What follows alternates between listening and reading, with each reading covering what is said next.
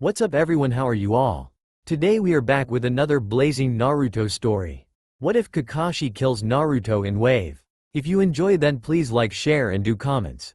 And also check the description to original creator of this beautiful creation. Kakashi was his usual self, flipping through his Icha novel, humming a tune to himself, while walking towards the Hokage Tower, where the Sandaime waited. He sensed the chakra natures of everyone in the shinobi village, expertly making his way around all of his fellow Jonin and mentally cheers as he makes it past Guy, despite the green beast being on the other side of the village. Hokage-sama, Kakashi chimes, walking inside without a warning. You called? The old man sighed. You should learn how to knock, Kakashi. Meh, Kakashi shrugged, knockings for Genin and Civis. Alerting you before they come are Chunin and Jonin. I'd usually take the window, but then Kurenai would see me, so nah. Typical, the Sandaime shook his head, now, about the graduating academy students. Kakashi nods, shutting his book close. The copy nin isn't usually seen without his perverted book, but Hiruzen was content with the fact that Kakashi was willing to pay attention. Sometimes the Hitaki was a tiny bit selective when it comes to paying attention to people. Your new team, the Hokage's eyes turned dark, you had to pass them. Huh? Kakashi blinked. This is my Genin team, don't I get to choose if they pass or not? Political pressure, Hiruzen grumbles, worst thing in the world. Political pressure. Kakashi repeated, screw it, if they aren't qualified, they aren't qualified. End of story. The Sandaime let out a little key, or otherwise known as killing intent. Kakashi. It wasn't to freak the man out, but it was a warning. Kakashi's been through much worse than an old man's ki, even if the old man was the Hokage and known as the most powerful Kage of his generation. Kakashi sighed, massaging his temple. Do I have permission to whip them into shape? Hiruzen nods slowly. You have to. With the Uchiha survivor, the Yondaime's son and the rich Haruno heiress, they have high expectations on them. You're the only one suited for this. What, so Anbu training is okay? Not that. They're still children, Kakashi. They're not that young, Kakashi pointed out. I joined Anbu just a year older than them. Hiruzen rolled his eyes, taking in a breath of smoke. We're not at war or anything, Kakashi. Dismissed. Kakashi Hitaki, 009720, Jonin. And when he finished identifying himself, the ninja saunters back out of the office, waving a hand in farewell. Hiruzen inhales another mouthful of his tobacco. The Sandaime's chakras spiked, and a guarding Anbu member was instantly by his side, the window flung wide open. Yes, Hokage-sama? The Sandaime narrowed his eyes. Make sure no one enters training ground 22. Yes, Hokage-sama. The Anbu paused. May I ask why? The old man sighed, closing his eyes. I think our top shinobi needs to blow off some steam. Anyone caught in the collective damage will take responsibility, don't say I didn't warn you. It was normal for Kakashi to blow off some steam. It was just, the man's gone through a lot, and one of the things he hated the most was being a pawn with his decisions being decided by someone else. Despite what others think, the most prominent reason why Kakashi's dropped all of his former teams was because he didn't want them to be pressured into something they didn't want to do. Being part of the Team 7 legacy meant that a lot of attention was on the members, and that was something Kakashi wanted to be avoided. Right-o, Kakashi eyes smiled, my cute little Genin. Let's do this. In front of the Jonin stood freshly graduated academy students. Sasuke Uchiha, Naruto Uzumaki and Sakura Haruno. The one thing they had in common? That they were tired, somehow being kept up at night by some weird puppy who demanded attention. You all look tired. Kakashi raises an eyebrow. Naruto groaned. There was this freaking annoying dog, and what's it name kept me up all night long. Me too, Sakura exclaimed. Wretched dogs. Sasuke agreed. Kakashi smiled, and the three Genin hopes soared. Maybe their first training day wasn't going to so hard. And all three of them ate dirt a split second later. Kakashi stood over them, a stormy look on his face. What kind of shinobi complained after one sleepless night? I need to teach you quite a lot, it seems. First lesson, never complain. Understood? He never understood this declining academy education. When he was back in there, part of the graduation exam was you had to stay awake for 72 hours without rest. What was going on inside of that academy nowadays? None of them responded, too busy rolling around on their stomachs, gasping for breath. Kakashi inhaled, letting out a small dose of ki, just to shock them out of their pain. I said, understood? All three of them squeaked, understood, sensei. Good. Kakashi hauled all three of them up and expertly tied them upside down before any of them even realized what happened, making sure that all three of them were unarmed and had no way of getting out. Now, we're going to have a psychology session today. We're going to take turns saying something honest that you know no one else knows. What? Sakura tried to turn her head the right way round, but ended up swinging and knocking into Naruto's face, who in turn kneed Sasuke in the stomach. Haruno. Sasuke hissed. That was uncalled for. Sorry. Sakura pleaded. I didn't mean it. I'll go first. Kakashi offers. Usually I do a team assessment to decide if a genin team is worth it or not, but I didn't this time. Why? Because I was ordered by the Hokage to pass the three of you, due to some political pressure. All three genin shut up. Naruto was the first to speak after a moment of silence. Ordered to pass us? Correct. Kakashi eyes smiled. Now, who's next? How about you, you brooding Uchiha? Sasuke scowled. Why do I have to do this childish little? Because I said so. Kakashi smiled, but it was bordering on a dangerous line. The genin gulp. Kakashi usually didn't be so mean at his subordinates, but something made the Sandaime order him to pass the team, and Kakashi was frustrated. And this team was like the scraps and leftovers of the graduating academy class this year, which is something that Kakashi needed to change. What was lesson number 1 again? Yellow. Naruto exchanged glances with Sakura. Me? Yes, you. Never complain? Don't say it like a question, please. Never complain. Kakashi turned to Sasuke, his charcoal black eye boring into Sasuke's. Now, you hear that? Don't complain, you little brat. You've only passed because I was ordered to pass you. Sasuke spat out a mouthful of blood, his face already swelling up. Hi, sensei. Good. Kakashi let go of Sasuke, and the boy gasped as his back hit the tree with a small bang. Now, it's your turn. Even Sasuke didn't disobey. I want to kill my brother. Kakashi yawned. Already knew that. Next. Sasuke scowled, turning pink. I like tomatoes. That's wonderful. Kakashi smiled. Obnoxious orange fox, it's your turn. Naruto again was uncertain. That's me? That's you. Kakashi nods. Well, I sometimes get beaten up by villagers. Naruto cried, ratting off the first thing on his tongue. None of you knew that, Datbeo. Kakashi's ki leaked. You sometimes get what by who? I get beaten up by some villagers, when I'm alone. Naruto repeated, his voice getting smaller and smaller as Kakashi's ki increased, making the air turn frigid and charged with electricity. It was a theory that if your chakra reserves were large enough, even by releasing some ki, you'll also subconsciously leak chakra into the atmosphere and change the air according to your chakra nature. Who? It wasn't a question, it was demand. The person who dared lay a hand on his sensei's child was going to go to hell. Some guy named Kyosuke and his gang. I swear, they're the usual ones. Kakashi nods, his ki suddenly disappearing and the air turning normal. The Jonin eye smiles. Your turn, Sakura-chan. The Haruno felt a shiver go down her spine. I'm the unwanted child ever since my brother came back from his business trip? That was new. Kakashi nods. Now it's my turn. He settles down on the ground comfortably, much to his dangling genin's horror. My honest impression of you three? 1. An arrogant loud blabbermouth who can't keep his damaged pride in check. Sasuke growled. 2. The most childish, idiotic and ignorant person I have ever met, and that's including 5-year-olds. Naruto winced, looking someplace else, ashamed. And 3. A spoiled brat heiress who's whining about her golden brother returning and has no idea about hard work. Sakura hissed, eyes turning angry. Kakashi held out his arms, wincing internally as he knew it was too harsh. But they needed to face reality, exaggerated or not. Prove me wrong when I teach you. Emo Duckhead. It's your turn. I like getting up in the mornings to watch sunrises. Next. I like doing what Teme does, watching sunrises. It's so peaceful, Datbeo. Interesting, spoiled brat? I'm not. My family doesn't like shinobi so I became one to piss them off. Rebellious child, What did Haruno say? She said, that her family doesn't like shinobi so she became one to piss them.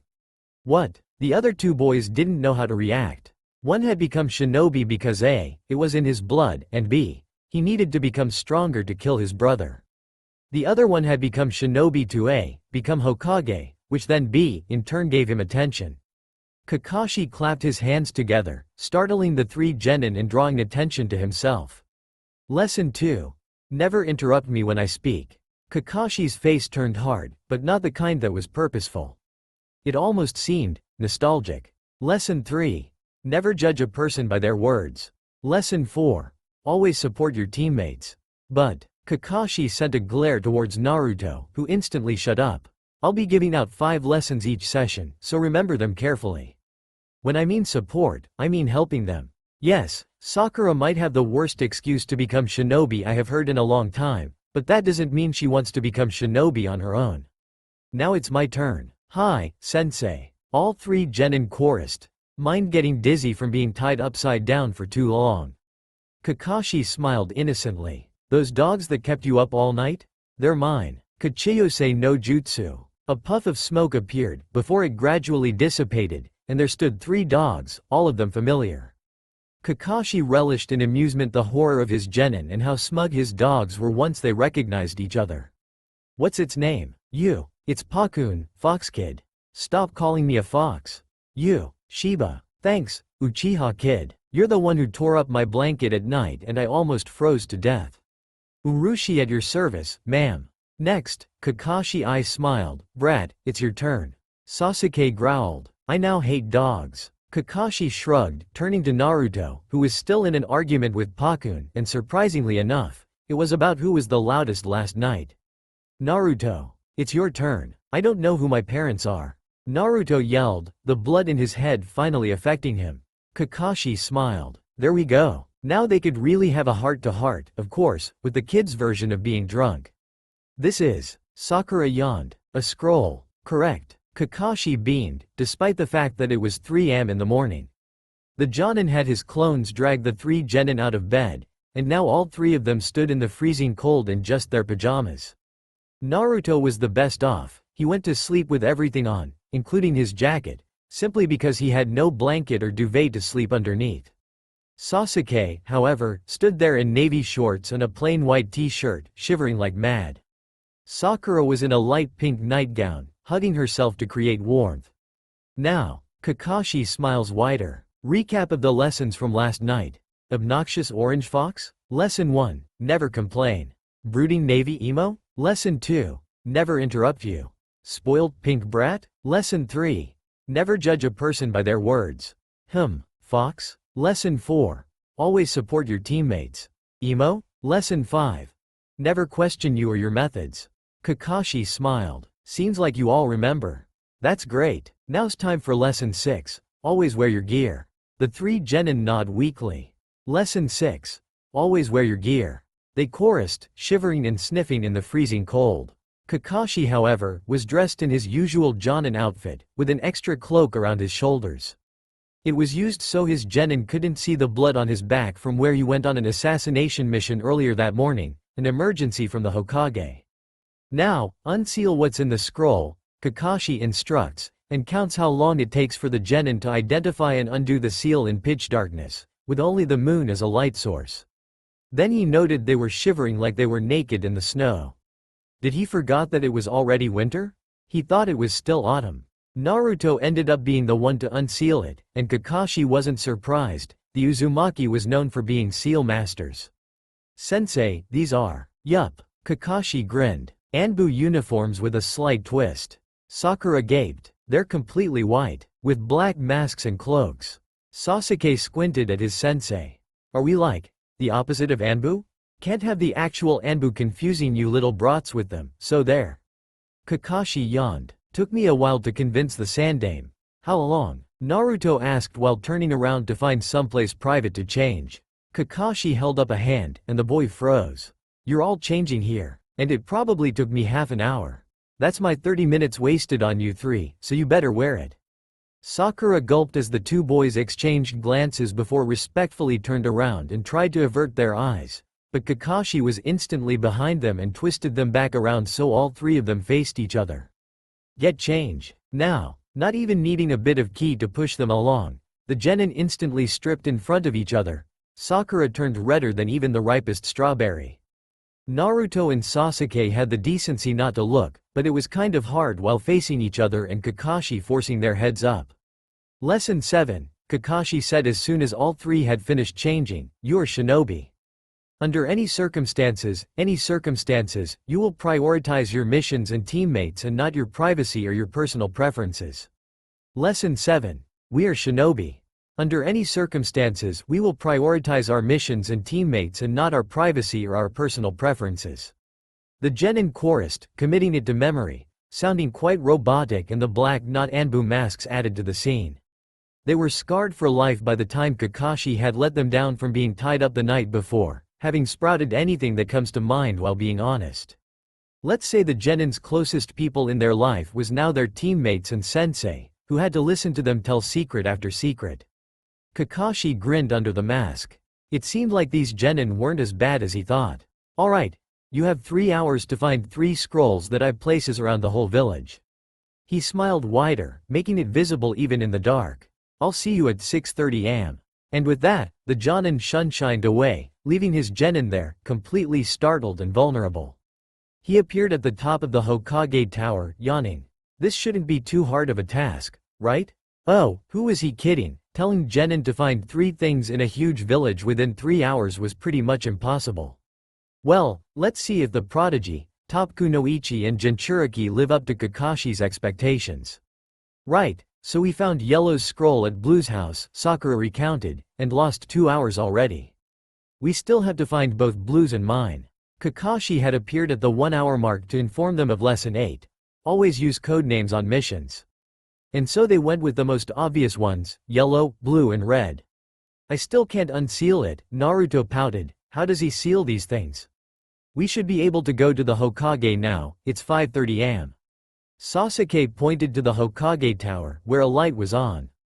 "I'll go." Naruto wagged a finger. "I'll go because it's my scroll, and you two continue looking. I'll draw a chakra seal on you too, it's so I can locate you when I need to."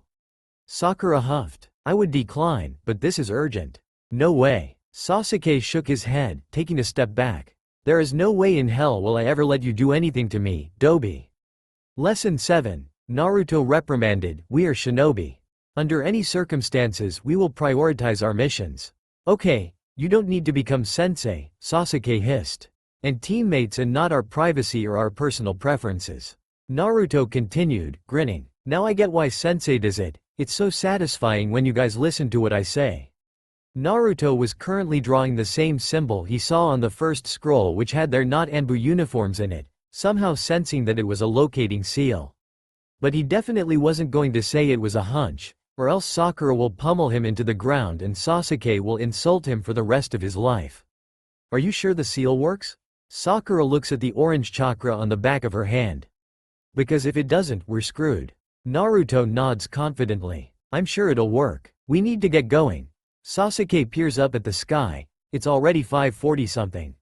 "Let's go, Red." "Hi, Blue-kun." Sakura easily bound after the Uchiha as soon as Naruto had finished drawing the seal on Sasuke's arm, before the Uzumaki ran towards the Hokage tower, feet silent thanks to the Anbu clothing design and looking like a real Anbu operative with his unnerving mask. Naruto remembered to knock before he entered and walked in with a scroll in hand. Hiruzen raised an eyebrow before narrowing his eyes. "You, Naruto, Gigi." Naruto grinned. "Dat bayo." The Sandaime shook his head, muttering, Kakashi was right, the uniforms do change the atmosphere. "Huh?" Naruto asked. "Nothing." The man yawned. "What are you doing here so early up?" "Sensei dragged us up at 3, Naruto shrugged. "This is nothing." "Now, do you know anything about seals, Gigi?" Hiruzen nods. "I know a thing or two. Can you unseal this?" Naruto held his scroll forwards, and Hiruzen had to tell himself over and over again this was Naruto Uzumaki, not a new Anbu recruit. He looked scarily like one, which is probably what Kakashi was aiming for. The Sandaime inspected the scroll first, amused at the print script of Naruto U written on the side of the scroll, before turning his eye on the seal holding close the scroll. Hiruzen's eyes almost bulged out of his socket. Uzumaki seals? No one studied that since the Yondaime's demise, and Minato only taught it to his living student. How did Kakashi want his genin to figure it out? Ah, so he wanted them to seek help. The Sandaime shook his head with a smile before unsealing the scroll and opening the scroll up to find 2 jutsus listed inside, along with the instructions on how to learn them. Interesting. Gigi, can I have it back? We're kinda on a time limit. Naruto said awkwardly. The Hokage chuckled before handing it to Naruto. Have fun, child. It seems like placing Kakashi as your teacher wasn't a mistake. Dat Bayo. Naruto cheered. He's a good teacher and all, but I really need to go. I think Blues found his scroll. And with that, Naruto disappeared, leaving the Hokage to his thoughts. So Kakashi had already drilled in codenames. That was fast. Codenames were usually taught to early chunin. Well, that man was definitely whipping these children into shape. That's when Hiruzen realized. Naruto didn't once say anything about ramen or being Hokage. And he always does that. Once every 2 to 3 sentences, but this Naruto was solely focused on his mission. Hiruzen sighed, glancing out of his window and seeing a black-cloaked Anbu rushing towards 2 others wearing black cloaks. I wonder what Kakashi's doing which is so effective. Meanwhile, at the same time, Kakashi sat at his favorite store, the bookstore. The woman who owned the bookstore was an old friend, a veteran from the Third Shinobi War, but was crippled so she was no longer able to fight. But she was nice, gave Kakashi discounts and sometimes had Kakashi babysit her 2 children. Kakashi, Kurenai walked over. Fancy seeing you over here. Kakashi raised a hand. Sup. He had expected both her and Asuma to come, having detected their chakra signatures, but wasn't surprised when Asuma parted ways to head towards the Nara estate. So, Kurenai sat opposite him. How's your team going? Kakashi didn't hate small talk, in fact, he liked it. It was a good opportunity to gain information discreetly. I think they're okay. It's 6 now, right? Correct. Kurenai yawns. I'm gonna wait until 8. Kakashi nods. That's good. You have the Hyuga, Inuzuka, and Aburame, if memory serves right. Yeah, Kurenai tugged at her sleeve. Do you have any tips on teaching? They're my first genin team, and I only recently got promoted to Jonin. So, our generation's golden boy, anything? Kakashi chuckled when she said, golden boy. That's what the people in their generation called him. Well, if it makes you feel better, my team's my first team too. I failed all the others. So I guess it's just conveying what you find is most important in being shinobi. Right, Kurenai was unimpressed. What about Anbu recruits? You've definitely trained them. Kakashi grinned. The most fun I've had in my whole life. But that's different, you can drill anything you want into them, and they have to do it. But these are genin we're talking about. Damn, Kurenai grumbled, if only it was that easy. Kakashi hummed in agreement, his book discarded and his fingers were playing with the corner of the page he was currently reading. Oh, and right, I almost forgot to ask. Ask what? How's you and Asuma? Kurenai choked on air. What? Kakashi shrugged innocently. I'm pretty sure I'm not the only one who sees. There's nothing going on. Kurenai protested, shaking her head. Huh. Kakashi tilted his head. I'm pretty sure he asked you out but then your father passed so you declined. Are you sure there's nothing going on? Shut up, golden boy. Kurenai glared at him, and he simply raised his hands in defense. There is nothing going on between us. Yet, Kakashi muttered, before standing up and slipping his book inside his newly changed vest, this time without blood on the back. Anyways, I'm going to check on how my genin are going. You asked for a tip. Watch your team when they think you're not around. You'll definitely pick up more weaknesses by doing that. Kurenai nods and thanks him, watching the tall Jonin walk off with a wave. She still admired him, of course, but not like she admired him as a child. She would deny to the ends of the earth that she was a fangirl, but now she admired him as the top Jonin and ex-Anbu commander. I can't believe it, my scrolls at Ichiraku's? Sakura gaped, holding a scroll in hand, standing outside of the ramen stand. Sasuke thought carefully. Yellow's scroll was at my estate. Yours is at Yellow's favorite restaurant. Wouldn't that mean that my scroll is somewhere where you'll be a regular? Me? Sakura nods slowly. I guess so. Where would that be? Naruto asked, peering at Sakura. We only have 15 minutes left. 13, Sasuke corrected. I got it. Sakura exclaimed. Either the park, the mall, the clothes center, Ino's flower stall, the Nara's shogi place, or Cherry Blossom Lake. Her 2 teammates gape at her. You're kidding. Naruto couldn't find any other words. I'm reaching my clone limit already. The shogi place? Sasuke frowned. Even though his teammates couldn't see, they knew he was confused. You play shogi? So I'll go to the mall, my favorite store. Blue can go to the Cherry Blossom Lake, and Yellow and his clones go everywhere else. Sakura counts on her fingers, finishing off brightly. Naruto smiled weakly under his mask. I don't even know where all the other places are. Just summon them, Sakura orders. Kage Bushin no Jutsu, Naruto scowled, forcing more of his chakra out. Unbeknownst to him, he was now using the Kyuubi's chakra, with the fox testing out to see what would happen if he lent some chakra out. And yes, the seal was slowly weakening due to the exchange, so Kurama bid his time, waiting and lending chakra to weaken the seal. 2 clones appear, and Sakura shakes her head. I need another one. Naruto scrunched up his face and managed to muster up another clone before Sakura went into commander mode. Right, you're going to the clothes center, the Senju line. You're going to the park. You, go to Ino's store. And you, the real Naruto, will go to the shogi place. The 3 replicas of Naruto nod and sigh before rushing off, dressed in the white not Anbu uniforms, scaring a bunch of civilians and genin, who weren't used to see them. Since they had their black cloaks and hoods on, they were unidentifiable and it was awesome. There was no monster kid, or pitiful Uchiha, or rich girl to be envious about. Meet up with sensei? Sasuke inquired. Sakura nods, and Naruto nods afterwards. The 3 of them split up, rushing to 3 different parts of the village, passing their fellow academy graduates, who had no idea who they were, simply staring at their weird uniform. Who's that? Ino asked, pointing to clone Naruto who slowed down at her flower store. I've never seen a uniform like that. Me neither, Asuma narrowed his eyes. But I've seen them run around all morning. If the Hokage thinks it's fine, then they shouldn't be too much of a threat. Shikamaru yawned. Let's just get training down, I want to go home. Asuma kept an eye on the weird black-cloaked short man who scouted about inside, but then he brushes past all the plants and glances back and forth, before shrugging and leaving. The Sandame's son couldn't help but think, suspicious behavior. Who just enters a store without doing anything but looking inside? Not to mention looking everywhere inside. What time is it? Choji asked, yawning. Asuma-sensei. Why are we up so early? It's only 6:20, Asuma replied, not that early. Sometimes you'll have to get up even earlier. Not me, Shikamaru yawned again, they'll know not to wake me up or I'll kill them. Asuma smiled. Alright, first training session, taijutsu. Let's run through the basic stances. I want them perfect at half speed by the end of the day.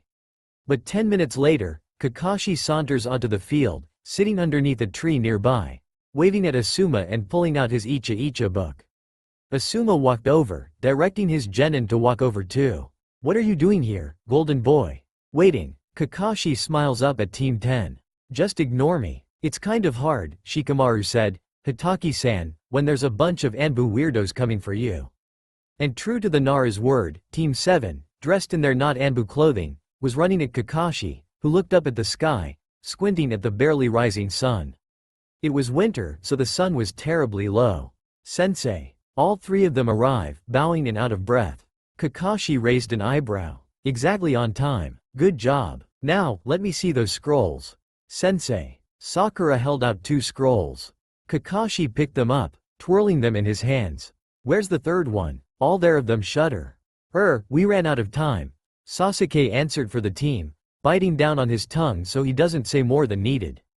Team 10, even Shikamaru, were surprised. Asuma cleared his throat. This is your Anbu team? Kakashi smiled brightly. My genin team. Little wretches, take your hoods and masks off. All 3 of them in sync throw their black hoods off to reveal their familiar colorful hair before they took off their masks, looking quite exhausted. Ino screeched. Sasuke-kun. Oh, which one of you were in my store? Naruto raised a hand sheepishly. Sorry, I was looking for a scroll. Well, it's time for lesson 9.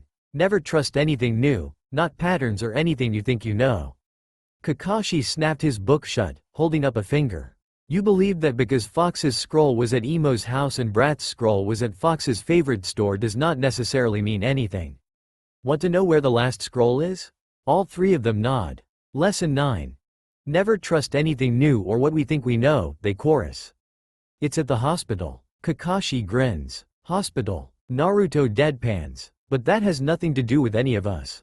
Exactly. Kakashi stood up, bonking all three of them on the head as punishment. I gave you 3 hours, you came back with 2 scrolls. The genin wince, waiting for a lecture or something of that kind.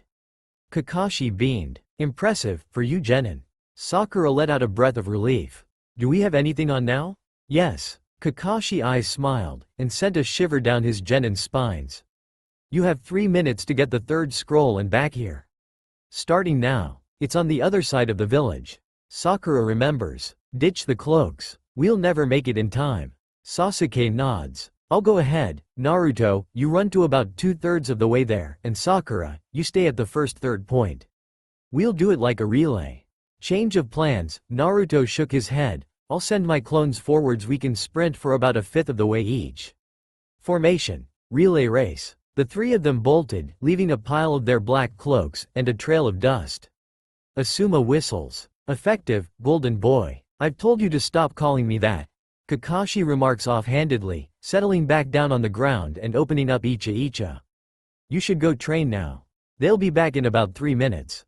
Asuma grins and ushers his team away, who is still processing the fact that Sakura didn't fangirl over Sasuke, who also didn't insult Naruto and provoke the blonde, and they actually worked together.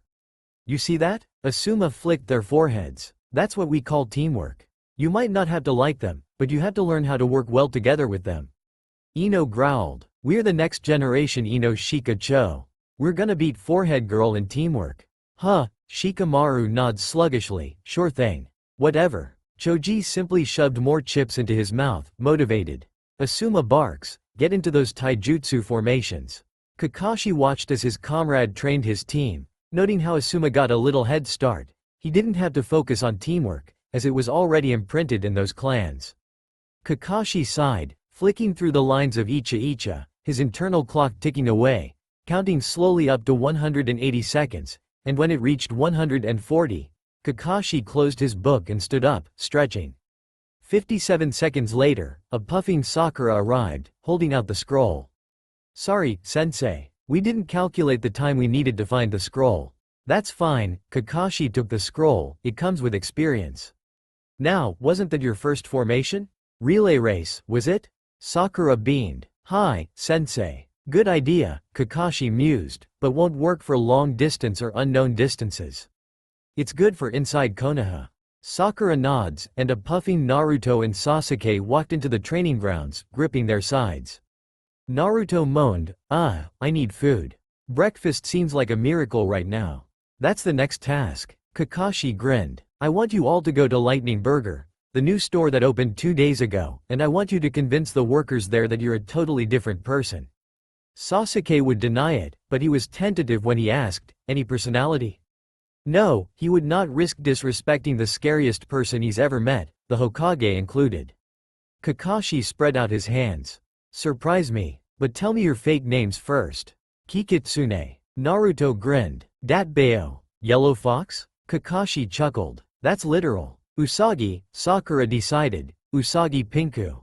Rabbit Pink? Kakashi nods. Like your Anbu mask. Sakura smiled and traced the outline of her not Anbu mask, which was designed like a rabbit, whereas Naruto's was a fox and Sasuke's was a raven. Kaigun Karasu. Sasuke nods. Kakashi let out a small laugh. The yellow fox, pink rabbit, and navy raven. Nice. I'll see you after breakfast. Hi, sensei. The 3 genin chorus, bowing. When they straightened, the jonin was gone without a trace and a swirl of leaves was the only thing out of place. Kikitsune smiled at the owner of the restaurant, taking the role of the oldest brother. Team 7 had decided to try and impress Kakashi, creating characters totally different to who they are. Kikitsune, the responsible, mature and oldest brother, was the easiest to decide. Then it was Usagi, the, whatever, I don't give a crap about anything, punk girl, who had neon green highlights in her hair. And then it was Kaigun, who was the loving youngest child who thought his siblings were the best. Thanks so much, Kikitsune grins, ruffling the youngest family member's cough, Sasuke's cough, blonde hair. The 3 of them agreed on the blonde hair as long as they complied with Sakura's green eyes and Sasuke's facial features. It ended up being a mesh of Uzumaki Uchiha Haruno, and to be honest, Naruto thought they looked quite different to their original looks. The woman smiles. You're our first child customer, of course we'd treat you with extra. Ani, Kaigun pouted, what did you order? Kikitsune winked at his brother. Secret. Usagi, stop it. To get into character, Sakura was psyching herself up by muttering swear words quickly like a rap and startling the other customers nearby, convincing the others already. Usagi peered up. You don't control me, baka. Kikitsune laughed awkwardly. Well, at least you're normal. Usagi crossed her arms, rolling her eyes. Well, at least you're still the same baka. Oni-chan. Kaigun whined, and the rest of his team had to bid down on their laughter. But the two were also impressed at his acting skills. That was way off usual Sasuke behavior. Here you go. The woman appeared before them. A bowl of pork cutlets, a bento box with sashimi, and an unagi rice bowl. Arigato. Kikitsune beamed. Itadakimasu. The other two genin were amazed at how their favorite dishes appeared before them, before realizing they had all confessed the night prior due to Kakashi's meet and greet session. Itadakimasu. Kaigun hollered like a child, before digging into his bento. Usagi sniffed. Meh, itadakimasu. Don't be like that, Kikitsune reprimanded, say thanks. Usagi rolled her eyes but complied. Arigato. The woman laughed. You reminded me, where's your parents? It's unusual to see children just walking around, even if this is a shinobi village. The three genin all had their parts. Naruto was in charge of directing the conversation and setting up the whole look. Sasuke was to create the backstory and rat off anything a child would, and Sakura was to deflect anything they couldn't answer. It was perfect. They're going to the Hokage. Kaigun beamed, mouth full of rice. Something about getting us into some shinobi classes. Kikitsune chuckled, roughing his brother's hair again. Nice save, but shinobi? Not ninja? Yeah, they want us to learn self-defense. Usagi snorts, but Sakura knows not to overdo it, so she doesn't say anything and simply shoves another mouthful of eel into her mouth, before stealing one of Kaigun's salmon, playing the act of the mean big sister as Naruto jumped to Kaigun's defense and demanded she apologized. Nah, Usagi yawned, too much work. Let me eat in peace, Oni-chan. Kikitsune huffs, before sitting down to eat his pork cutlet bowls. It was his second favorite, after ramen, of course. It was when his usual was unavailable. Curse Konohamaru for that. And he had to suffice for a pork cutlet ramen bowl. It instantly shot up his food list, and he's ordered it one in a while to break his usual ramen streak. Eat with your mouth closed, Kikitsune orders, flicking Kaigun's forehead. It's rude to eat with it open. Kaigun pokes his tongue out and rolls his eyes, before shoving more food inside. Sasuke was internally flinching at his horrendous table manners, but he was told to act like a child and was hanged as one, so he will. Suddenly, Sakura came up with a coughing fit, startling her two brothers, who mentally screamed, "That's not planned," while trying to figure out what was happening. She waved them off, trying to convey the fact that she was fine, but Naruto and his fan-like side appeared.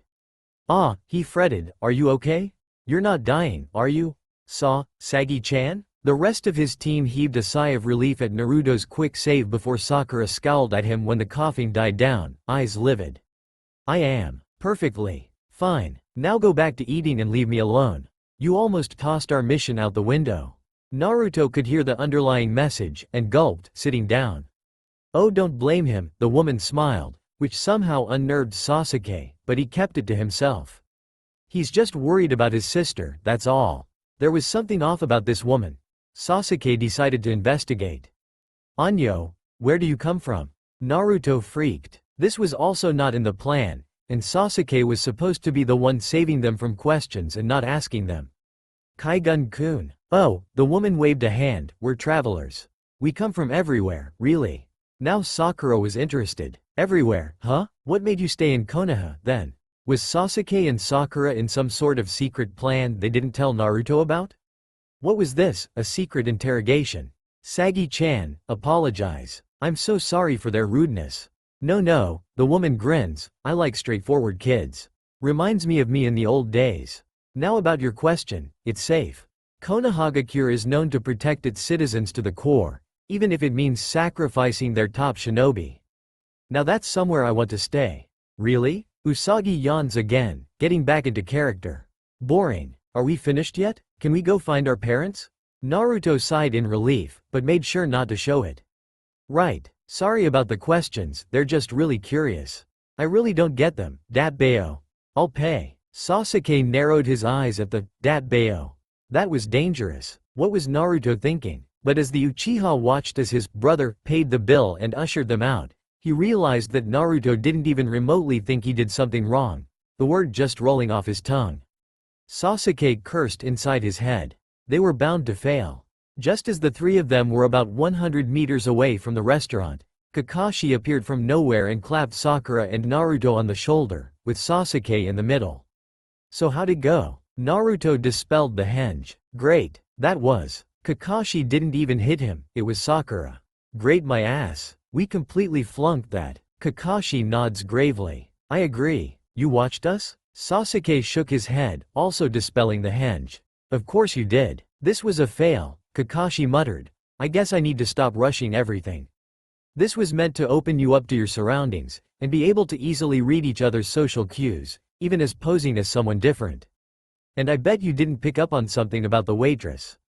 Huh? Naruto squinted. There was something off? Yeah, Sasuke nods, she was hiding something. Something related to us, Sakura agreed, dispelling her henge. It was obvious. Now, Kakashi looked them in the eye. I asked her to keep an eye on you three. She's a retired doctor, a psychologist in fact. I worked with her long ago, just when the Third Shinobi War ended. Anyways, she was to give you clues on her being a suspicious person, and she did it perfectly, but none of you picked up on it until the last moment. Kakashi sighed. We're going to need to start from basics. I guess last night wasn't enough. Take a seat, kids. Team 7 had arrived at a park bench table, and slid into their seats, with Naruto and Kakashi on one side and Sakura and Sasuke on the other. Kakashi leaned forwards, placing his elbows on the table, and nods towards Sasuke. I have a question, Kakashi states. Why are you no longer sniping at Brat? Sasuke didn't even need to ask which Brat Kakashi was talking about. I had a change of heart. Kakashi sighed. That sounds like a question to me. Sasuke runs a hand through his hair. He knows about everything about me. That's why. He can use that information to do anything, which means that he was blackmail me or trade. Do you really think I'll do that, Teme? Naruto stood up. Just because I argue with you doesn't mean I'll do something stupid like that. Oh yeah? Well, I can't predict the future. Sasuke retorts, standing up as well, crossing his arms. Can't you just trust me? Naruto pointed a finger at him. What's so hard about that? What's so hard about that? Sasuke sneered. You're known as the monster of the village, Dobi. Who'll trust you? I would. The two boys look at Sakura in disbelief, who had timidly entered their argument. Sakura looked up, green eyes suddenly sharp but warm at the same time. We're a team. Whether we like it or not, we have to work together. And to be honest, I don't think this team is so bad. We worked really well this morning, remember? Naruto grinned. Hell yeah, Dat Bayo. Kakashi nods, now the only person actually sitting down on the bench. Your team is like your family. Treasure them. Family, Sasuke snorts, is temporary. So are teams. Kakashi's eyes narrowed. Don't let one thing define your whole world, Uchiha. One thing? Sasuke let out a hollow laugh. Well, one person killed my whole family and left one alive, me. Naruto furrowed his brows. Well, at least you're liked. I have no family too and everyone hates me. Having a family who doesn't like you is worse, Sakura snapped, slamming her hand on the table. What do you understand about being neglected but still have the same high expectations as your golden brother? Enough. Kakashi's voice cut through, and all three genin stilled. What do you three know about hurt? I watched my best friend die in my place. My other teammate commit suicide via my hand. Was ordered to retreat as my sensei fought in a battle and died along with his wife, being manipulated while I was grieving, and that's out of a list I could ramble on. Kakashi's eyes were steel. We all have our personal problems that we are burdened to hold. Now sit down, and we're going to have a heart-to-heart without me interfering. Hi. Sakura sat down, followed by Naruto. Sasuke stood there, in a daze, before slowly slumping into his seat. Kakashi nods. Go for it. Let it all out. I have a genjutsu around, no one else'll hear us. Sakura took in a deep breath. You know when I said I became a kunoichi to piss off my family? It's because my brother couldn't do it. He's the golden boy, I love him as my brother, but sometimes mother takes it too far. It's always, Riku this, Riku that, and if he can't do something, it's too easy for him anyways and I'm just tossed aside like a ragged doll. Sakura cut herself off, her breathing becoming uneven as she ranted. Then she took a deep breath and continued. Riku tried to become shinobi, simply because they were well respected and had a good build, but then he didn't graduate from the academy first try. Sakura looked upwards at the sky, smiling bitterly.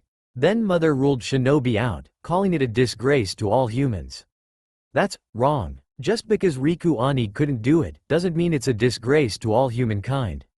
Sasuke nods slowly. So you become one to show your family that shinobi aren't bad. They hated me for the decision, Sakura murmurs, and I said, well fuck you and your pretty little rules, I'm going to become the top kunoichi. You swore at your parents? Naruto gave her a thumbs up. Show him who's boss. Sasuke smiles faintly. You're not too bad, Haruno. Then her fangirl side flipped on. Really, Sasuke-kun? Thanks. Do you think? My story. Naruto bellowed over the top, and Kakashi winced. I may have a genjutsu on so it seems like it's just the wind and birds talking, Kakashi reprimands, but that doesn't mean I can cover up that. Quieten down, fox brat. Hi, sensei. Naruto bowed his head before he cleared his throat. So, I'll start from the start. I dunno who my parents are. From when I was growing up, everyone hated me. And then I was 5, or was I 6 or 7? I can't remember, when Konosuke and his gang appeared. I remember thinking they were drunk, so I hid, but then they were actually looking for me, and… Naruto gulped, not going on to detail, but absent-mindedly rubs a scar on his neck. Still being dressed in not Anbu clothing, the rest of his team couldn't exactly see where the scar was, but had a pretty good idea. So then it started happening every night. Naruto shrugged. Sometimes he'd skip a night, but then it'll be worse the next night. Naruto smiled. When I was 8, Gigi took me out of the orphanage. That's where Konosuke would find me every day, and gave me my own house. It was great. There was an actually bed and stuff, and now's it's better now that I know how to plumb a bit. The tap malfunctions once or twice a day, but that's nothing. But then, I think someone on my floor gave Konosuke my address, so, yeah. End of story. That's… Sakura scooted over to give Naruto an awkward one-handed hug. Depressing. Naruto smiled brightly. Thanks, Sakura-chan. So do you think you can go out with me? We're going to talk about that behavior later. Kakashi cuts in, before looking pointedly at Sasuke, who huffs and turns away. I have nothing to say, Sasuke grumbles. You all probably know my story already. Naruto shook his head. Nah, I don't. What, you think you're so popular, Teme? Shut it, Sasuke growled. Fine. Let's get this over and done with. I went training one day, came back late, and found my whole clan dead. And then I walked into my house, and then Itachi stood there, with his fucking shiny sword and fucking red eyes and looked at me, and said, you're too weak to be killed. That bastard. Kakashi glanced up lazily. What did I just say about yelling? And Sasuke growls. He goes and says something about how I need to get stronger to even be able to face him, so I'm gonna show that son of a… Enough bad language, Kakashi interrupts, and I think we all get it. So there. None of you are shallow kids without an understanding of hurt, so help each other. What did emo Brat say? Something about family being temporary, as well as teams? Sasuke looks away. Lesson 10. People are never as they seem. Take Sakura. When you first see her, she's a spoiled rich brat who pines helplessly after her classmate. But now that you've sit down and actually participated in a talk together, you can say she's more than that. Much more. Lesson 10. People are never as they seem. The genin chorus, eyes glancing at each other, taking in each other's stories. They were all surprised at the depth of emotion they all had. They should be. As 12-year-olds, they were still developing their emotions and maturity. But all three of them has had a burst of maturity in a time of need, and so they all act like young adults when they need to. Sensei, Sakura asked timidly, you didn't tell us your story. Kakashi smiled. I know. It's a story for another time, when you need to hear it. I know I've been giving you lessons. Well, more like rules to abide by, but here's our team motto. It's from my past, one of my teammates told me that. In the ninja world, those who break the rules are trash, that's true. But those who abandon their comrades are worse than trash. Understood? Naruto grinned. Dat bayo. Sakura hesitantly agreed, and Sasuke kept quiet. Kakashi knew it would be easy for Naruto to abide by that, since he has no one to look after and care for, so to have a team is literally like having his first family which he'll protect like mad. But Sakura and Sasuke both know the pain of their family betraying and hurting them, so they'd be cautious before giving their hearts out. Kakashi smiled. Who said it was a short process? At least he planted the seed. All he needs to do now is nurture it until it can grow on its own. Now, Kakashi clapped his hands and the genjutsu dissipated. Your next training session. What? Naruto gasped. Already? It's only 8, Kakashi nods. We have a whole day in front of us. If you're lucky, I'll let you guys off early today. Woo! Sakura stood up, rolling her shoulders back and forth. Alrighty sensei, what's next? Kakashi grins. Your first mission. It's D rank, of course. The Jonin already knew what he was going to pick. Let's hope they survive the cat chase. Yellow, in position, point A. Blue, in position, point C. Red, in position, point B. Good. Commence operation. Kakashi lounged at the top of a tree, his shadow clones tailing his students secretively. He kept a watchful eye out for any white movement, his students still in not ambu gear. Kakashi's decided, it was going to be Team 7's official uniform. But it would be hard to wash blood off white, but the material is easy to wash. After all, they used it in anbu missions all the time. Yellow, missed. Red, missed. Blue, contained the target. Good job wretches, come back to the starting point. The 3 students tossed off their hoods. Kakashi instructed them not to take their masks, that would raise too many suspicions. And sighed in relief as Sasuke walked out of the trees, the squirming cat Tora in Sasuke's hands. Kakashi grinned. That's a record. You must be the first genin team to capture her on your first try.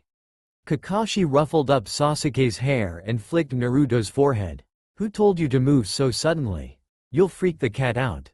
Gomen, Naruto said sheepishly. Though we completed the mission.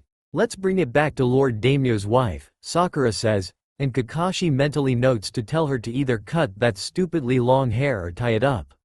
She'd probably tie it up, but it's better than have it flying around everywhere and could impair her own vision. Go for it. Kakashi squints at the sky. I'll have to take that. Meet back here in 15 minutes. Hi. The genin disappear with their hoods back on, the black cloaks giving them a serious look. A hawk descends from the sky and lands snugly on Kakashi's outstretched arm. The Jonin clicks his tongue. You're getting a bit too comfy there, Shimei. The hawk ruffled its own feathers, holding out its left leg where a scroll was tied to it. Kakashi took it, unsealing it before opening it up. Shimei took refuge on Kakashi's shoulder, squawking tiredly. Kakashi's eyebrows shot up. A new mission for him? Investigating this man called Gato because he publicly executed a man? Didn't the Sandaime know already that he was too busy teaching his genin? Sighing, the Jonin made a sigh and called, Kage Bushin no Jutsu. 2 copies of himself appeared. What do you need? One asked. Kakashi rolls his eyes. You know. You, find info. You, keep an eye on this Gato dude. Hi, both clones saluted before disappearing, and Kakashi cursed. Now he was going to have to teach genin while leaking chakra out at a daily amount. This wasn't anything new, but if the Sandaime wanted results and fast, he'd have to give Kakashi's time and no missions, which is pretty much an impossible thing to do. Oi, Kakashi poked Shimei, go back to the Hokage. Kakashi bit his thumb and swiped his blood straight through the mission scroll, before rolling it back up and tying it back onto Shimei's foot. Don't be late, he might let you rest once you get back. The hawk squawked loudly and took off, with Kakashi watching it until it was out of sight. Kakashi then thought to himself. He needed to get these genin to Chunin standard by the end of next week. So how was he going to do this? They needed to be proficient in taijutsu, and have at least 2 jutsus in their chakra affinity and 1 in the opposite. Oh, and a personally selected type. They also needed to be able to work as a team flawlessly, as well as getting closer to choosing their specialized areas. Oh, and also survival skills and learning how to sleep with their mind still active and being able to run for days without sleep. Nah, that's Jonin. but it's good to learn while they're young. To get 12-year-olds to Chunin level within 14 days was hard. Kakashi grinned. He liked a challenge. He knew it was going to be challenge when the Sandaime ordered for him to pass Team 7, but this was going to be fun. Oh wait. They also need less obvious code names, as well as the number 7 etched on their cloaks so the Anbu wouldn't be confused and the rest of the shinobi knew who they were. Not to mention Kakashi needed to work on their mental emotions and thoughts as well. The Jonin yawned. This was hard, being a Jonin sensei. Meh, but it was fun, and Kakashi was already proud at the fact that his team, probably the team that started off with the worst teamwork, now had the best teamwork out of all the genin teams. It was also a bragging right to the other Jonin senseis. Sensei. Kakashi looked back and saw his 3 students running towards him. They also need to work on their speed. There's so many things, and so little time. Then another thing popped into Kakashi's mind. They needed their aliases, their second personalities and another profession other than shinobi. Kakashi was also Sukeya, a photographer, as well as using his self-taught cooking skills to add to that image. He needed to get the kids to decide to pick something else up, not just being a shinobi. Mission report. Sakura grinned. Sakura Haruno, 012601, Genin. Naruto Uzumaki, 012607, Genin. Sasuke Uchiha, 012606, Genin. Sakura beamed. Mission success. Kakashi patted their heads. Good job. This was your first mission. Now, let's go home. I've got some taijutsu training for you all on the way back. Naruto, I want you to create 3 clones. On the way back, I want you all to piggyback one. Sensei? Sasuke asked, looking uncertainly at the Naruto clone who stood in front of him. The clone grinned. I'm not that heavy, Datbeo.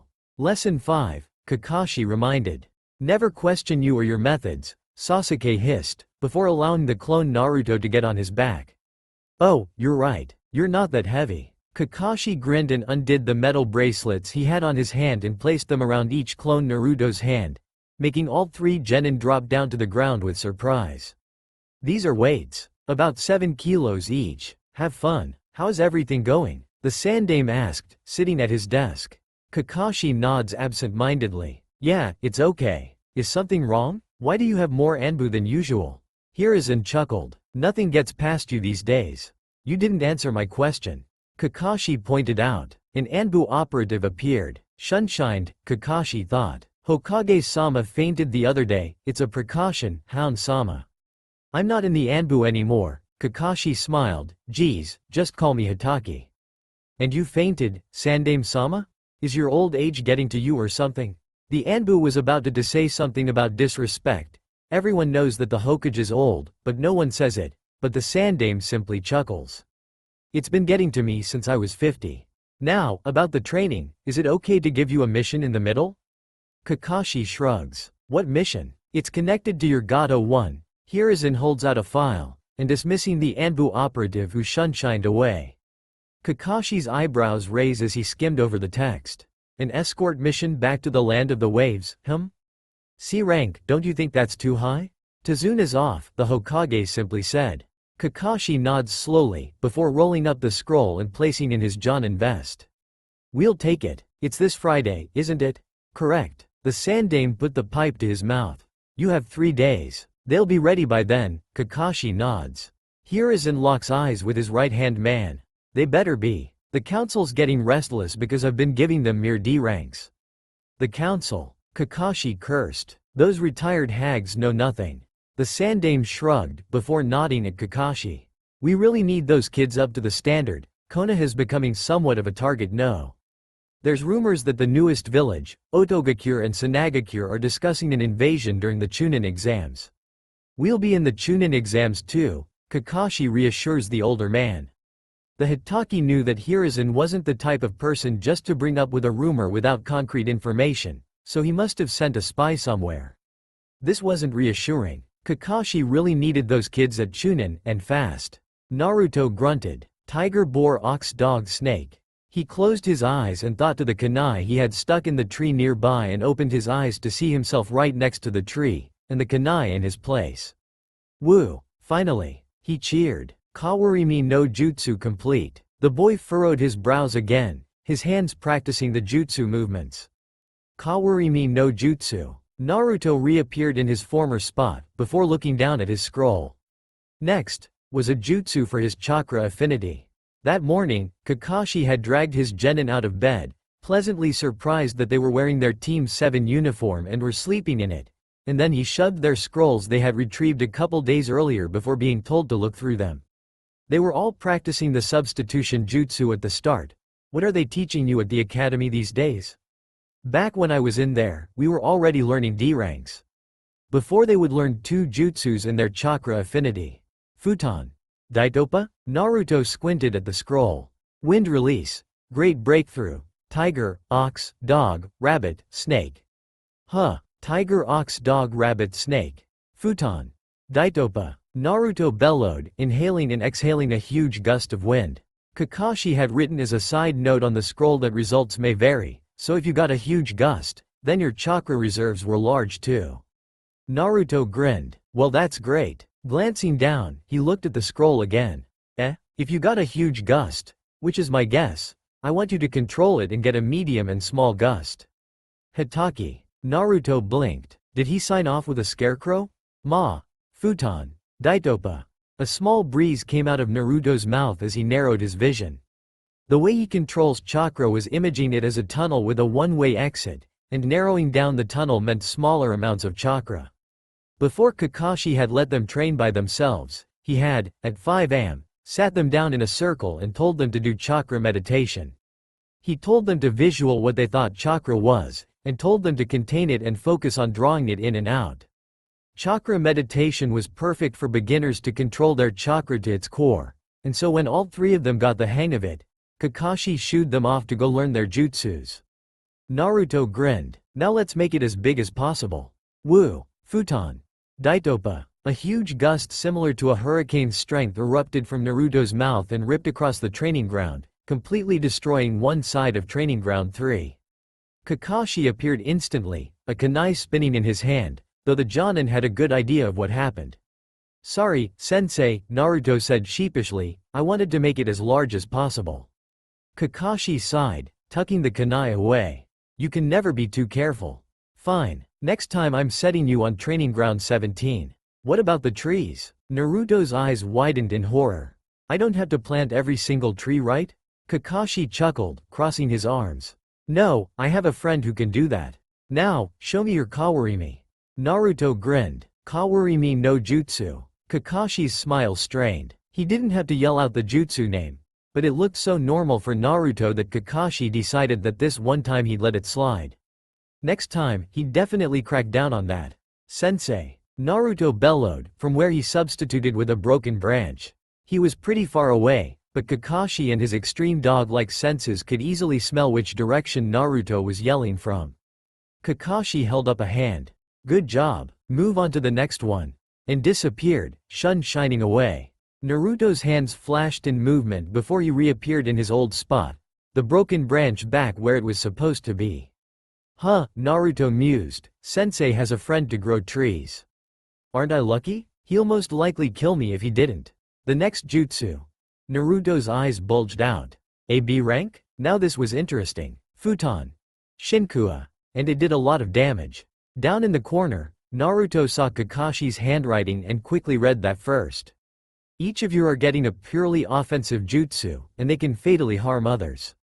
This is to be used in emergencies only, for example, when a teammate is about to die, or you are about to die. It can kill many people within a range, especially those extremely close to you.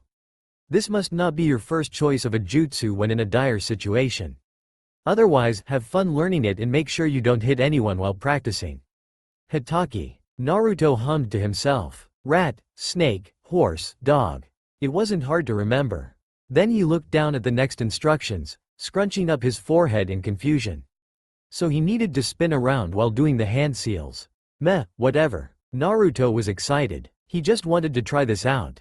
Rat, snake, horse, dog. Naruto exhaled, as he spun on the spot, and was just about to see the results when he slipped while spinning and landed on his face, eating dirt. I guess I should practice spinning first, Naruto mumbled into the ground, groaning. This sucks. I just want to break some stuff. Sakura on the other hand, had easily gotten down the Kawarimi under her belt, as she had studied all E-rank jutsus. Her chakra control is the best out of the whole team, but her reserves are the lowest. Kakashi wanted to give her one that would change due to the amount of chakra she uses to help her build up her reserves. Doten. Retsudo Tensho. She muttered, finding it easier to focus on her control if she whispered the jutsu name. She slammed her hand on the ground, forcing at least half her chakra out, pouring it into the ground, and between her and the 10-meter mark, the ground broke up into pieces, overturning and flipping over like they were broken ice blocks in a sea of water. Sakura collapsed on the ground, heaving gigantic breaths. "Frick, I can't do this," she groaned, falling onto her back, her chest rapidly rising and falling. A familiar face flashed past her eyes, and Sakura grit her teeth and forced herself to sit back up. She was going to show her parents that shinobi weren't disgraces and their whole world shouldn't be centered around just Riku. Sakura loved her mother and father, really, she really did, but sometimes they were too narrow-minded to see anything other than their perfect son. "Alright," Sakura stood up shakily. "I'm gonna show mother and father how's it's done." Doten. Retsudo Tensho. She had bellowed the jutsu name, forcing as much chakra as possible into this jutsu, and for about the next 20 meters, the ground was upturned and the width was about another 25 or so meters. Sakura grinned, feeling exhausted. That was great. Training ground 9 was perfect for her. It was literally a field of grass about 200 meters wide and long, giving her huge amounts of space for her earth jutsus. Kakashi appeared beside her, noting the dangerous turning rocks before turning to his student. "How's everything going, Brat?" "Well, sensei." Sakura gave him a tired thumbs up. "Though, I may have used up almost all my chakra." Kakashi sighed. "Kids never learned to keep some as reserve. Now, did you try the B-rank one already?" "Hi," Sakura smiles, "that one creates a lot of damage." She points to a crater behind her, and Kakashi whistles appreciatively. This training session was going almost too well. All of them were progressing at a superhuman speed. "You're doing pretty well," Kakashi praises. "Take a small break. Maybe focus on mastering Kawarimi so you can substitute almost subconsciously." "Hi," Sakura grins before flopping on the ground. "Gimme 5 first." Kakashi chuckles, tossing her a bottle of water before disappearing, leaving Sakura in the blinding hot sun. The girl was already sweating from the extensive use of chakra, and now she had to deal with the heat. She tiredly commanded, "Doten, Dorio Dango." By using mostly her physical strength, Sakura pulled out a chunk of the ground and placed it carefully next to her, straining her muscles, before huffing and sitting behind it, relishing in the huge shadow it cast. Maybe she could just close her eyes for 5 minutes. Sasuke wasn't tired. Not yet. He was debatably the most chakra-efficient person in Team 7 bars their sensei, of course, with his reserves much larger than your usual genin but smaller than a Jinchuriki from activating his Sharingan since he was young, but never really used it. His control was also better, but it was practiced. He spent most of his time at home doing chakra meditation. He suddenly flickered and reappeared beside a boulder, before muttering, "Dendu Hari Hiragari no Jutsu." Sasuke went through his taijutsu forms at 3/4 of the full speed, while focusing chakra onto his front, where electric needles slowly grew, and when Sasuke was satisfied with its length, shot the lightning needles towards the boulder, carefully aiming for the X's he had scratched on earlier. He nailed all of them. There, he stopped his taijutsu, taking deep breaths in. "After a whole hour, I got it." Now he was moving on to the second jutsu. Regardless of what others say, the Uchiha was a perfectionist. Have a jutsu your sensei gave you? Must nail it before moving on. Flicking open his scroll, Sasuke nods slowly as he read the description and instructions that were handwritten on, with obvious scribbles here and there. That made it obvious that Kakashi was a lightning affinity too, with tips on how to reduce the amount of chakra needed for the lightning jutsu, and that came merely with experience. Raiden. Jion. Sasuke opened his mouth, forming the snake seal, and a bolt of lightning shot out of his mouth, very similar to a laser. Sasuke was also thrown backwards due to the impact, and landed awkwardly on his back. Hissing in pain, the Uchiha stiffly sat up, rubbing his hip. Now this was perfect. Any offensive jutsu was welcome into his arsenal. He could show off to Itachi before wiping off that smug smile off of the older Uchiha's face. Though I get why it's B rank, Sasuke winced as he stood up. The force. Let's do that again. Raiden. Gion. Kakashi watched from afar as he saw his lightning affinity student being flung around training ground 22, which was a concrete padded floor and random boulders stationed around the field, perfect for lightning affinity shinobi. All three of them were incredibly skilled and their adaptability to their new training ground was astounding. Kakashi hasn't seen anyone other than some of his outstanding Anbu recruits pick up new jutsus that quickly. Kakashi looks down at the scroll in his hand. It had a big C printed on it. Unraveling it, Kakashi rereads for about the 43rd time, the mission about the escort to the land of waves. Apparently Tazuna had wanted protection as soon as possible, but the Sandaime had responded saying that their shinobi ranks were deteriorating and that he had to wait for about a week.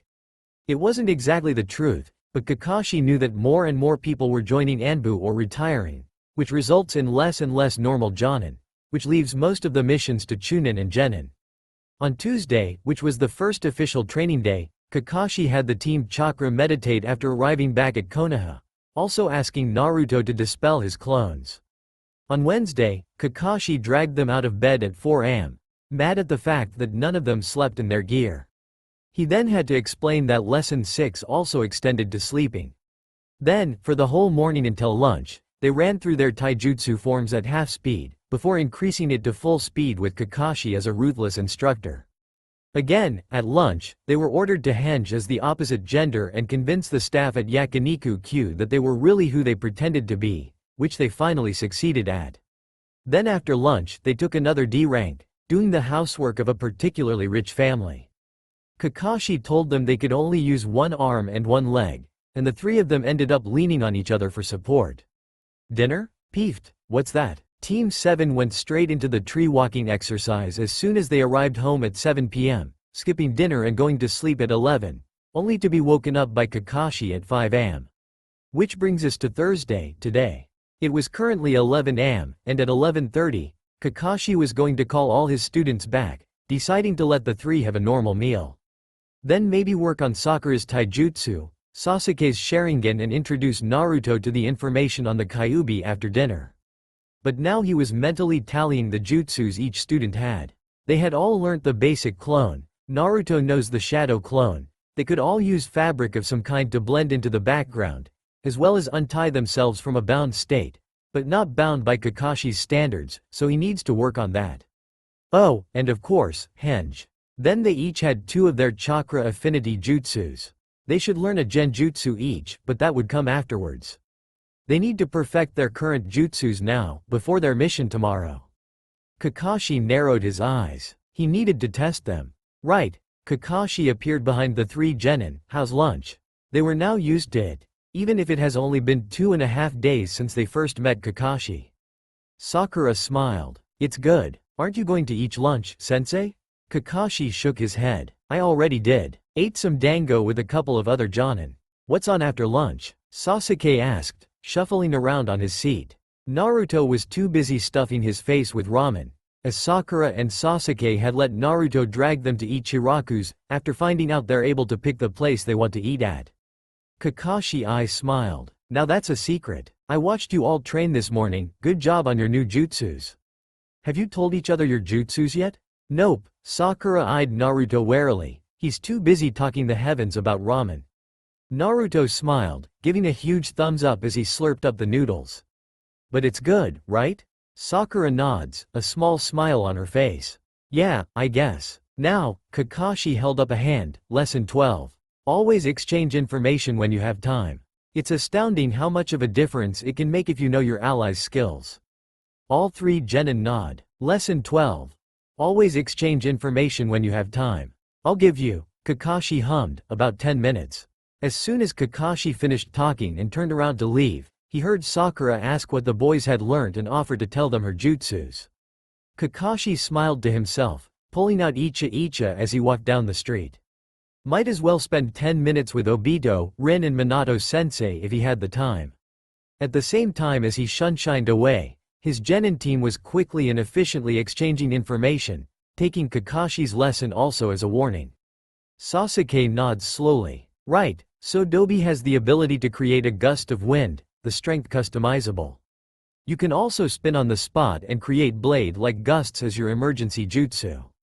The three of them referred to their destructive jutsu as their emergency jutsu, having read the warning, and decided only to use it when in an urgent situation. Naruto nods. Yup, and Sakura-chan can turn the ground into blocks and also pick up a gigantic chunk for emergency? Yeah, Sakura blushed and tucked a pink strand of hair behind her ear as she turned to Sasuke. You can create electric needles and shoot out lightning lasers as your emergency? Correct. Sasuke breathed a sigh of relief. I have a feeling what we're doing next will test that. Sakura nods, but then eyes her food. I'd recommend not eating a lot, just a hunch. Sasuke makes a sound in agreement, before placing down his chopsticks. Naruto, however, disregarded the warning until Sakura snatched his chopsticks off of him and started to reprimand the blonde as Sasuke hesitantly paid the bill, not knowing if he should or not. But Teuchi simply smiled and brushed the Uchiha off, saying that, any friends of Naruto's are ours and letting them go. Let's hope Naruto digests quickly, Sakura muttered just as they were about to leave, not surprised at all to see Kakashi leaning against a wall nearby with Icha in hand. He looks up as soon as they exit, and smiles reassuring, which somehow sends a shiver down his student's spine, despite the friendliness of it. Now, Kakashi grins, we're going to have trail battle. Against me. Here? Sakura was instantly in a defensive mode. Kakashi grins. Lesson 11. He sang. Sasuke cursed, leaping and flipping backwards to gain space between him and his sensei. Lesson 11. Always assume something is happening at that exact moment, unless otherwise told. Sakura and Naruto split ways, with the girl going to the right and the boy going to the left. Kakashi nods, satisfied. Good job. Now, I'm going to be a Chunin. The Jonin now turned Chunin leapt forwards for Sasuke, who engaged his sensei in a taijutsu match, though it was evident after trading blows who was superior. Sasuke grunted as Kakashi's fist connected with his stomach, throwing the Uchiha backwards. Kakashi was relentless, throwing punch after punch, but refrained from shining. As they fought, Sakura and Naruto met up at the park, which was only just down the road. We need to get Sensei and Sasuke to a training ground, Sakura comments, to make sure no one else is caught in the crossfire. Naruto nods, and not ground 22 either, because Sensei's a lightning affinity. Sakura hums. You can do the most damage as a wind affinity, so we have to move to ground 3. Sure, Naruto grins. But how are we going to move them? Sakura murmurs before her eyes set on something. That could work. But she couldn't underestimate her sensei. She knew that the Jonin was holding back and fighting like a Chunin for a reason, so she turned to Naruto, telling her plan. The two teammates snuck around the blocks, before coming to a stop, right behind a fighting Kakashi and Sasuke. Sasuke was obviously concentrating hard, but Kakashi looked more at ease but let small mistakes come through, giving Sasuke some chances to get through his guard. Kakashi caught Sasuke's roundhouse kick and pulled the boy in to give him a flick on the forehead with a smile before pushing the Uchiha away, making him lose his balance. Wow, Naruto whistled. I get why he's being Chunin. We'll never beat a Jonin. Not like this, Sakura agrees, before pulling out a bag of soft items. She looked at Naruto. You know what to do, right? Naruto gave her a thumbs up. Datbeo. Futon. Daitopa. A medium breeze came from Naruto, enough so that when Sakura opened her pouch, all of the leaves flew out in the wind, flying slowly towards the taijutsu duo. Naruto's hands flashed again, before he muttered another jutsu. Multiple Narutos appeared, and they all in sync called, Henge. Now hanged as leaves, they easily blended in with horde of leaves that Sakura had collected. Thankfully, many people had seen to evacuate the area due to Kakashi and Sasuke, so now they didn't need to worry about, but the buildings and belongings. Sakura charged from behind, unknowingly infusing chakra into her fist, yelling, Cha! She had punched Kakashi, who pretended to be taken by surprise. Please. He tracked their chakra ever since he announced they were going to fight. And Sasuke clenched a fist of Kakashi's vest as they flew with a chakra-infused punch towards Training Ground 3. Good idea, Kakashi grinned, before twisting around so that Sasuke was on spot to get the most damage. Sasuke grunted, kneeing his sensei in the stomach, and Kakashi gasped softly before chuckling. Playing like that, are we? No rule saying we can't. Sasuke let go of Kakashi, pushing off the Chunin and yelled, "Go!" The leaves which had somehow ended up around Kakashi morphed back into Naruto clones, all armed with kunai. Kakashi grinned. "Good, you guys are working well together." Kakashi expertly dodged all of Naruto's clumsy attacks, before mentally noting to work on Naruto's taijutsu. He was sloppy at best. But what Chunin Kakashi did not expect, was to see Sakura already at ground 3. Now that was fast and unexpected, and somehow was waiting for them to land. All the clone Narutos winked and blinked out of existence, leaving Kakashi alone in the air, falling at a fast speed. Kakashi debated doing a wind jutsu to minimize injuries, but acting like a Chunin restricted that. No Chunin can do a jutsu of their worst nature. He instead opted to land in a roll, but his Jonin mind screamed for him to do something else, anything else, because he knew what was going to happen. Cha! Sakura bellowed, slamming her hand on the ground, upturning the area where Kakashi estimated to land, making it extremely dangerous to land. He smiled proudly. They're getting there. They're getting to the Chunin level. But the one problem? They didn't account for Kakashi's jutsus. Specifically, his shadow clones. Kage Bushin no Jutsu. Kakashi multiplied and used one clone in the middle and pushed off of it, landing swiftly outside of Sakura's rock-turning area. His other clones did the same, resulting in 5 clones around his genin and one who died from landing in the rock. Good try, Kakashi nods, you all worked together. He sensed chakra coming from behind, but small amounts and a lot of them. He flipped over some, dodged some, but let some chakra hit him, and smiled to himself as he felt a sting and the area he got hit started to feel numb. Sasuke stood there, puffing, arm outstretched and pointing to Kakashi. Damn it, I thought the electric needles would work. Good, Kakashi grins, but you forgot, I've got experience with zapping myself with electricity. And just as Kakashi landed easily on the ground, he caught Naruto's foot swinging for his face while also swinging out a leg to unbalance Sakura who attempted to creep up behind him. Sakura stumbled backwards as Naruto lost his balance. Sakura grit her teeth and was about to charge when one of the clone Kakashis appeared. Kuso. Sakura hissed, dodging clone Kakashi's attacks. You're good. Clone Kakashi eyes smiled. I am your sensei and a Chunin, whereas you are a genin, even if I am a clone. Sakura was so focused on dodging the fast attacks that she didn't realize until she fell straight into another clone Kakashi's hands. The 2 clones grinned at each other, right before Naruto let out a yelp and was flung towards them, and the clone who was fighting Sakura easily caught the genin.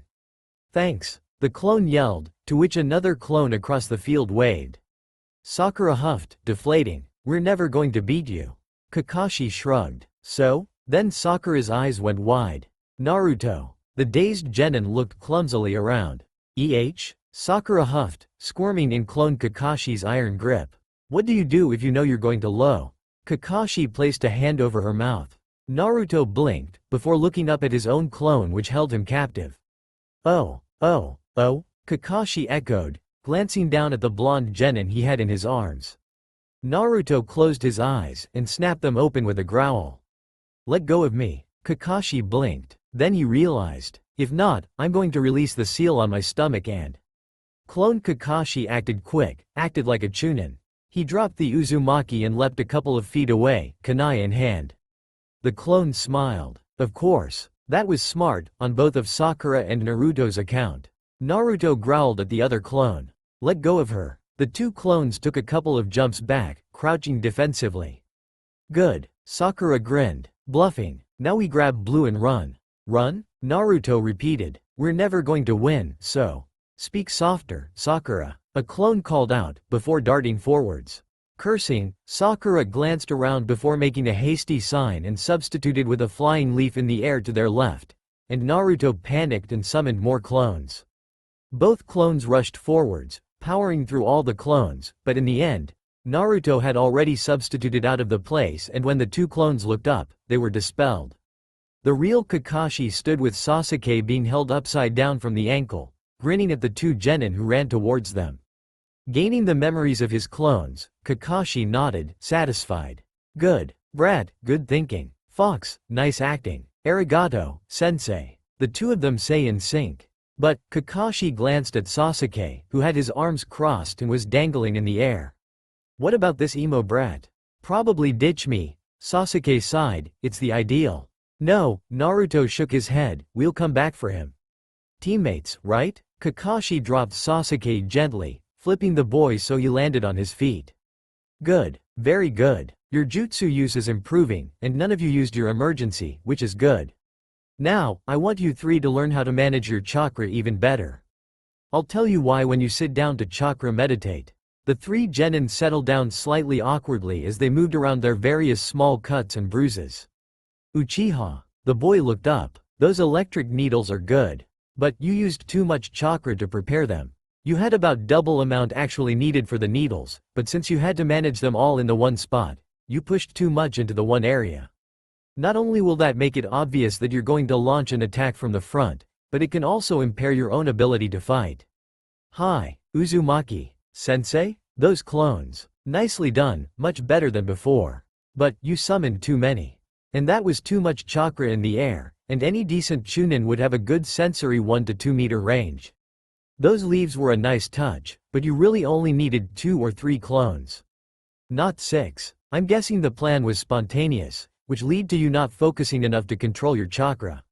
Hi, Haruno. Hi, Sensei? The chakra-infused punch. Well done. It uses explicit chakra control, which is something that you're getting close to. However, you can probably feel it, but you've most likely dislocated most of your joints in your hand. Chakra-laced attacks needs extreme concentration and control, which you underestimated. Otherwise, I would have never expected it to come. Hi. Good. Now the three of you meditate as I get a medical nin over.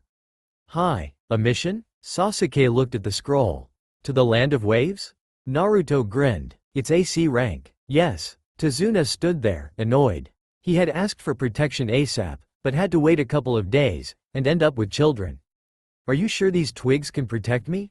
With all due respect to Tazuna-san, Sakura beams, we're quite adept at being shinobi, and since this is a mere C rank, we should be fine.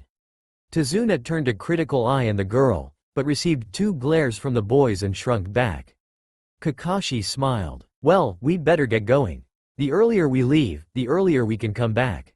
Hi, Sensei. The 3 genin chorused. Kakashi turns to Tazuna. Give us half an hour to pack our gear. We'll meet at Konoha's front gate. Whatever. Tazuna grumbles, turning around and stomps out of the Hokage office.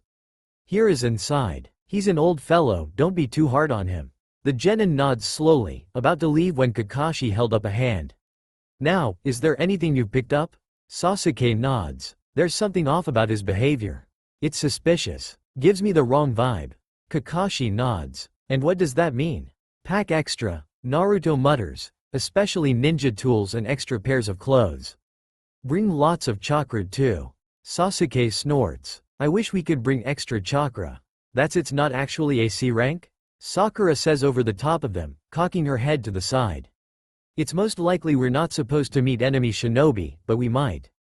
Kakashi grins. Good job. Do what Naruto says, pack extra and don't use chakra unless you have to. Now, I want you to wear your old clothes with the cloaks on top. If we do run into enemies, it's better they underestimate you than overestimate. Hi, Sensei. And with that, all 3 of them leaves via the window, leaping down the tower and landing lightly on the roofs of the houses underneath. The Sandame sighs, giving Kakashi a pointed look. The Jonin shrugged innocently. The window? Really? The Hokage asked, amused. It's convenient, Kakashi defended, and it's good for training. The Sandame chuckles. That's true, but annoying for the person who owns the window. Now, I'd like a mission update on your Gato mission. Kakashi nods. My first clone was defeated quickly as its sensory abilities are dull, but my second one's still reporting. Gato's locking himself in his room regularly from 1 p.m. to 4 p.m., not coming out for the whole 3 hours. No one goes in either. He's been hiring shinobi, Nukanen, and I think there was a rumor about hiring Zabuza Momochi, one of the 7 swordsmen of the mist. His goal is to control the land of waves, while also gaining an impressive income. I have a feeling that our Tazuna escort mission has something to do with that. What if you run into Momochi? Hiruzen asked, nodding along as Kakashi reported. The Jonin smiled dryly. I'd usually take a genin team and run, but this is about the political pressure, right? Correct. Hiruzen scowls. The 5th councilman is pressing for results, as is the 7th. The 2nd is trying to slow them down, but it isn't working. The rest are curious, but are patiently waiting, though I don't think that will last. And if the results aren't up to their standard? Kakashi asked, even though he knew the answer. It was always the same answer. I will be pressured into passing on the Hokage title. The Sandame's mouth pressed into a thin line, and most likely, the council will pick Danzo as a replacement. And all the other villages know about Danzo's shady work, they might turn on us. Not to mention, the perfect window of the Chunin exams are coming up.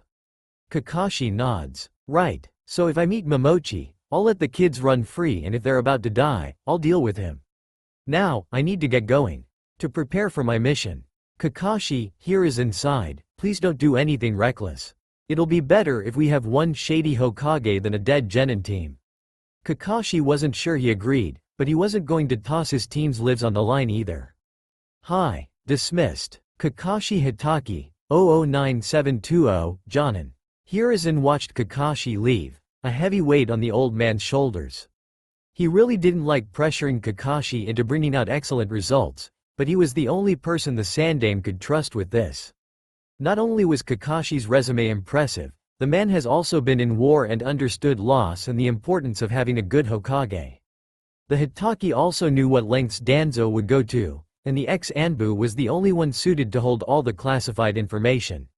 Wearing their old colorful ninja gear for the first time in days, the 3 Genin had to admit they had gotten used to the protection and flexibility their Team 7 gear had, and now thought their old gear were impractical.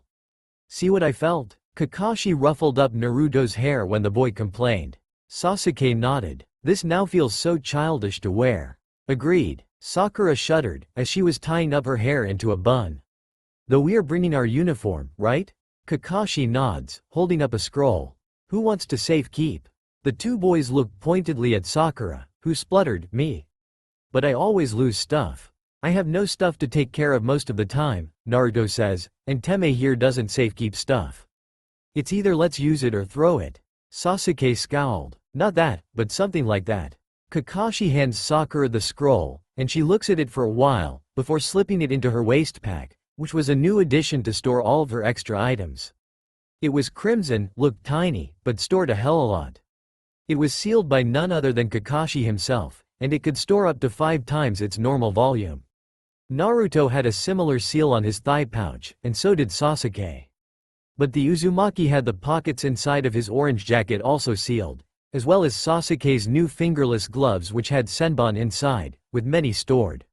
It was a welcome gift from Kakashi when he returned their uniforms the day after they first wore their uniform, telling them that even though it was childish and impractical when you wear it, it was good to wear while pretending to be children. You're here. Early, Tazuna spluttered, arriving 5 minutes before 10:30. Sakura smiled. Lesson 15, always be wherever you need to be early by 15 minutes. Lesson? Tazuna frowned. Let's just go. Kakashi grins as he nods and lets Tazuna walk first, giving Sakura a thumbs up behind the old man's back before taking up the rear of the group. Halfway there, Naruto spoke up. Scarecrow, do you sense that? Sasuke tried his hardest to keep a straight face and Sakura hid her giggle with a cough. Kakashi rolled his eyes, before replying, no, I don't. Naruto nods slowly. Oh, I must be imagining it. One thing that Kakashi knew about the Kyuubi's influence on Naruto was that his range of sensing chakra was wide, almost as wide as Kakashi's. Even if Naruto isn't as thorough as Kakashi, only knowing that someone's close, not knowing what level of shinobi they were. But Kakashi knew. It was 2 Chunin-level shinobi who were currently coming towards them, making an attempt at hiding their chakra. They were quite good at it, but couldn't get past Konohagakure's top ninja and their Jinchuriki. Sasuke and Sakura exchanged looks. On missions, when someone said they didn't sense something, it's usually the opposite. The 2 of them already knew that their sensory abilities were way under both Naruto's and Kakashi's, and so opted to let the 2 be on guard while focusing on their mission, escorting Tazuna. The old man was fidgeting, occasionally glancing behind him as if to confirm that Team 7 was still there, heaving a sigh of relief every time he saw them. But then he looked back and saw only Sakura, who was humming happily to herself. Where's? Sakura smiled reassuringly. Don't worry, they'll be back. Kakashi then waltzes out of the tree line, giving Sakura a thumbs up. Don't worry, the boys'll take care of them. Take care of what? Tazuna started to sweat. Who's after me? Are they after me? You'll protect me. I never said they're after you. Kakashi's smile turned into a glare, and I'd like to know why the demon brothers are tracking us. Do you have anything to tell me? Tazuna gulped. Well. Kakashi didn't look surprised as a set of trees set on fire behind him, not even fazed. Sakura whistled, grinning, and Tazuna felt a shiver go down his spine. This man was intimidating. I don't have all day, you know. Sakura squints. Sensei, are you sure they'll be okay? They don't know any water jutsus. Our opponents do, Kakashi reassured her, and I do. The forest won't be burnt down, don't worry. Now, Tazuna, I really need the information. Or, we'll turn around and leave, because frankly, I don't think a team of Genin and one Jonin is a match for two Chunin and their employer. It's just, Tazuna freaked out. It's nothing big. It's just an old feud between. I said. Kakashi's eyes narrowed as he shunshined right in front of Tazuna, using that dramatic appearance. Employer. And you didn't react. Who's employing them? I'd suggest you not lie, Sakura chimes. Sensei can be scary when he wants to. Well. While Tazuna was finding the right words that didn't seem too immature or disrespectful, Naruto and Sasuke were dealing with two Chunin Nukenins, known as the Demon Brothers from Kirigakure. Kaden. Gokakyu no Jutsu. Sasuke called, so Naruto knew what he was doing. Naruto grinned. Futon. Daitopa. The second huge fireball was powered by the wind surge, which freaked the Demon Brothers out. They were supposed to be Genin. Not freaking Chunin disguised as Genin. The two joined chakras and forced out an equally big counter. Naruto landed next to Sasuke, both of them analyzing the situation. Sasuke talked first. Our attacks are the same strength, but since fire is naturally weak against water, they've got the upper hand. But both of our affinities aren't fire, Naruto continued, so we can beat them up. Wind and lightning don't really have any sort of good or bad relationship with water. Sasuke scowled. Why can't Usagi beat them up for us? Earth is strong against water. Teamwork, Naruto pointed at the two brothers, see? So we work together too. Toget. I get it. Sasuke rolls his eyes. Stop treating me like a child. You're younger than me. Let's do this. Kage Bushin no Jutsu. Naruto hissed. You know you don't have to. Shut up Teme. I like the names. Sasuke sighs, knowing he couldn't convince Naruto otherwise. Let's get this over and done with. Dendu Hari Hiragari no Jutsu.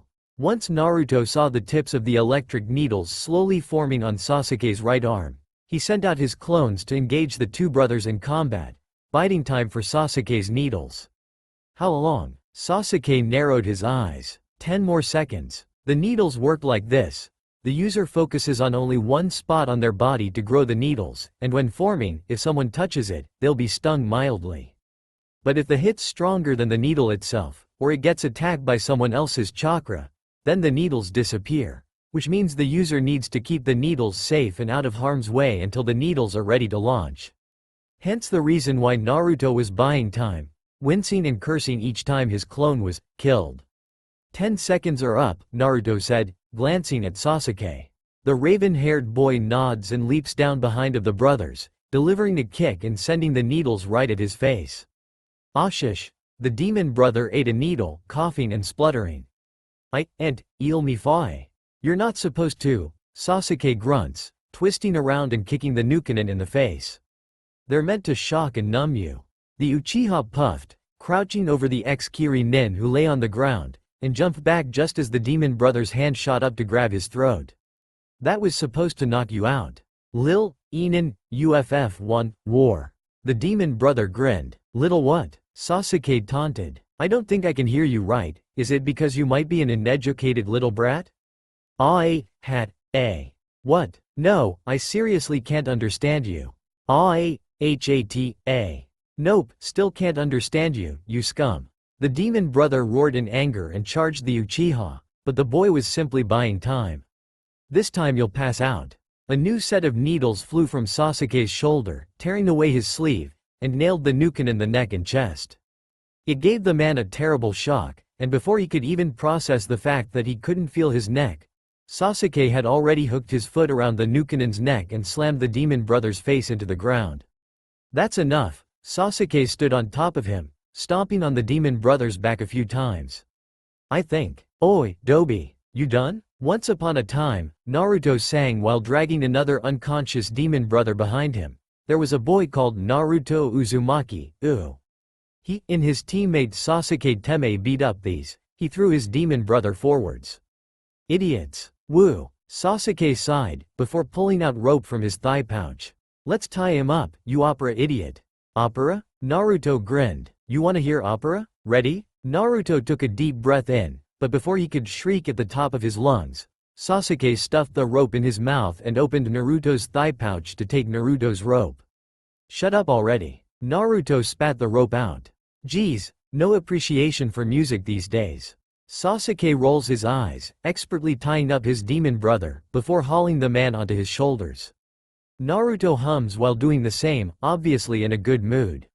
The two of them, covered in a sheet of sweat, walked back onto the open road, where Sakura was already pulling out medical supplies and Kakashi was asking, interrogating, some questions to Zuna. Good job, Sakura praised, but then whacked them on the head. WHO told you to use fire? Baka. Now half the forest is on fire thanks to you and I bet it did nothing but waste chakra. Naruto chuckled sheepishly, glancing at Sasuke, and the two of them just realized that the demon brothers' counterattacks only deflected their fireballs, not completely snuffing them out. It also wastes their chakra? Sakura glared at him but wrapped his bleeding hand anyways, and cleaned Sasuke's wounded shoulder, which came from him releasing his needles too early before it had fully developed.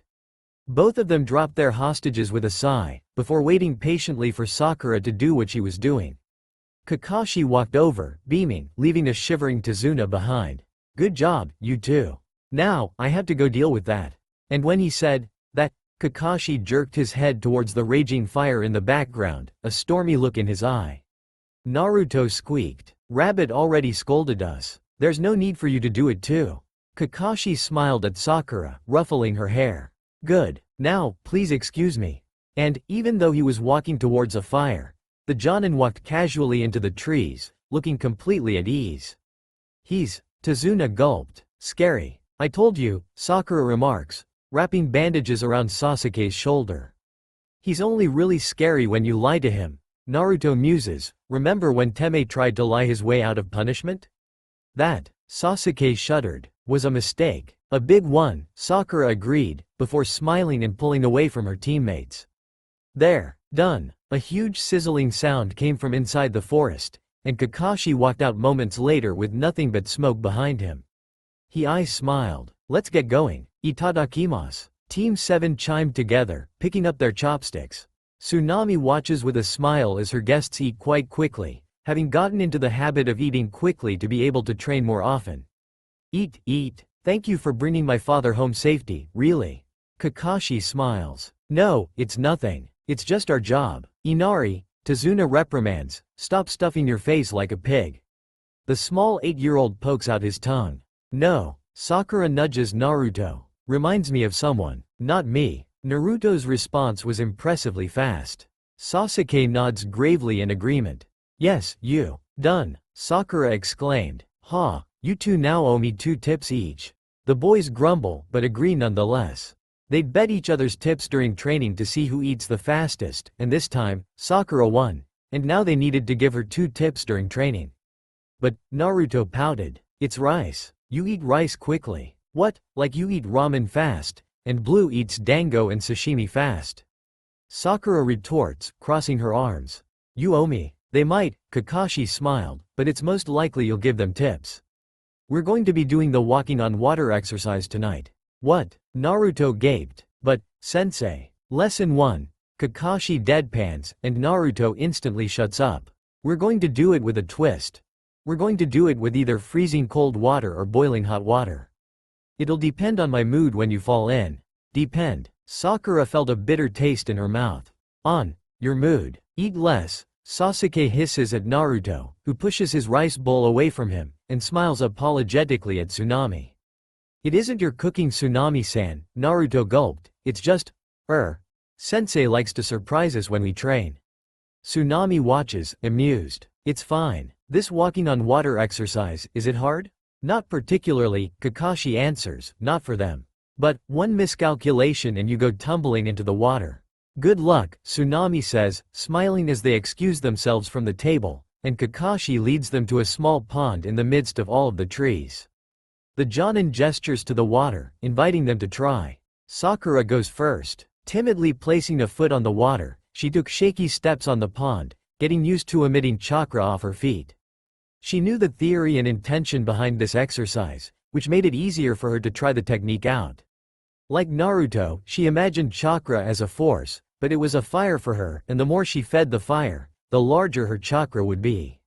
It was like 2 fire points on her feet, and she was feeding them constantly to get them to hold her on the water. Good job, Kakashi says, next. Naruto runs onto the water, bellowing, if Red can do it, so can I. And broke Sakura's concentration, sending the girl tumbling into the water. Naruto also sunk in on the first step, not emitting chakra on his feet despite rushing towards the pond, and they 2 of them went under. To abide by his word, Kakashi placed his palm on the water, pushing chakra out and making the water extremely cold. Sasuke gulped, taking an uncertain step back. Sakura broke the surface first, her hair coming out, and her lips blue. See cold, she stuttered, and Sasuke walked over to help her out. Naruto came up, gasping for breath. I see can't tf feel me leg gs. Sakura glared at him. Baka, I was doing so well. Sasuke again helped his teammate, hauling the boy out of the water. Dobi, you can't just charge onto the water. How do you do it? Naruto pouted. Tell me how, sensei. Kakashi smiled. I thought you'd ask. Naruto waited. Kakashi's face turned blank. Figure it out yourself, fox brat. And of course, Sasuke sighed, we're on our own. Not really, Sakura shivered, I've got a good idea of what to do. Just imaging pushing chakra out of your feet, because that's what you're supposed to be doing, and it'll keep you afloat. Like, Sasuke carefully stood on the water. This? Yeah, Sakura grinned. Good job. Sasuke picked up a foot and placed it back down in front of him, before taking another step. And face planting into the water, which Kakashi happily made boiling hot, making the Uchiha yelp and pretty much fly out of the water, drenched. Sakura chuckled sheepishly. Walking requires you to continue emitting chakra on both feet, but you can lessen it as you lift your foot up. Don't just forget about your other foot, blue. Of course, Sasuke nods, before he was hit with a breeze. It felt normal to Kakashi, but it was warm to both Sakura and Naruto, but felt freezing cold to Sasuke. Kakashi smirked. This brings back good memories. How can you not do it? It's easy, a younger Kakashi said. Obito Uchiha snarls. Yeah, well only for you, Kakashi. Truly the golden boy of the generation, Rin agreed. Now how do you do it? It was winter and they were training on the Cherry Blossom Lake, which Minato had happily melted for them to practice, but left the water freezing cold. The Jonin was talking to another sensei up on top of the hill just nearby, leaving Kakashi to supervise Team 7. You emit chakra from your feet, Kakashi said for the umpteenth time while walking onto the water with ease. And once you get the hang of it, you can learn to lessen your chakra as you walk. Lesson WHAA? Obito shook his head. Gimme something easy. Lesson 1. Kakashi whacked Obito's head, never complain. Now you're going to abide by those when I'm in charge. Freaking Chunin kid, Obito grumbled. Just imagine pouring out chakra from your foot, Kakashi mused, or maybe not pouring it. Pretend you have like a tube on the bottom of your feet and it's thin and narrow, and it reaches the bottom of the lake. Now push your chakra through that. And don't stop, or you'll fall. Rin nods slowly. A tube. Thin. Push chakra. Reaches bottom. Hey, you're doing it, Rin-chan. Obito cheered. Good job. Am I? Rin's eyes widened. That's. Kakashi snorts as she falls in.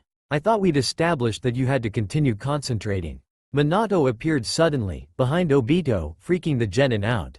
How are we going? Bad. Obito complained. Kakashi's the worst teacher. Rin was shivering on the bank of the lake. Well, he gives good tips, but they're hard to follow for us genin. Lesson 1. Kakashi mutters, before sitting down cross-legged on the water.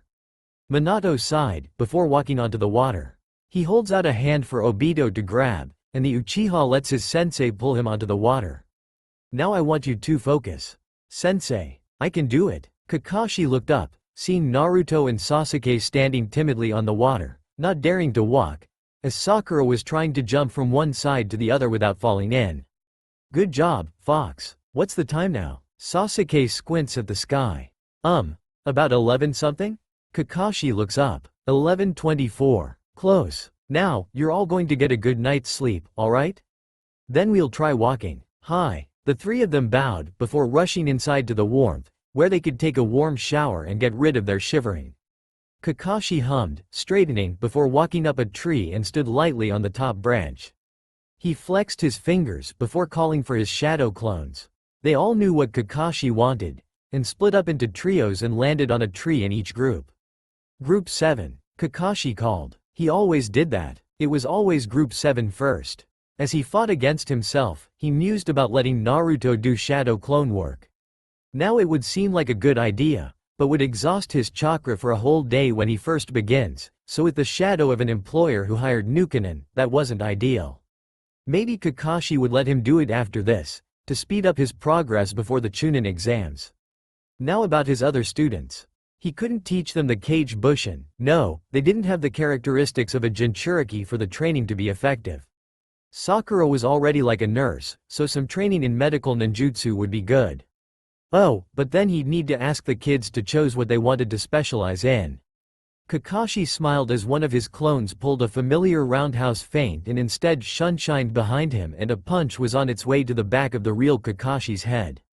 The Hitaki remembered using that during one of his Anbu missions, earning the nickname, Shunshin Trickster, in his current Anbu team. Ducking and swirling around with his leg outstretched, Kakashi wasn't surprised to see his clone jump over his leg. After all, he was fighting against himself. But it was a sudden chakra spike that made him stop, holding up a hand. Hold it. A hanged clone of his stumbled forwards, clothes tattered. Real me. Sup. Kakashi narrowed his eyes. What happened? The clone groaned. He's hired Zabuza Momochi, the demon of the mist. Kakashi muses, and what happened? Because I'm a clone and I'm hanged, I did minimum damage. He'll probably have a sore right leg for the time being. That's okay. Wanna be replaced? Yes. Right-o, Team 2 Number 3. Can you take over this clone's job? Oh, and have the same henge please. Hi. Kakashi nods at the clone, thanks it, before it puffs away, out of existence. Let's continue training. That's all for now. If you enjoy then please like, share and do comments.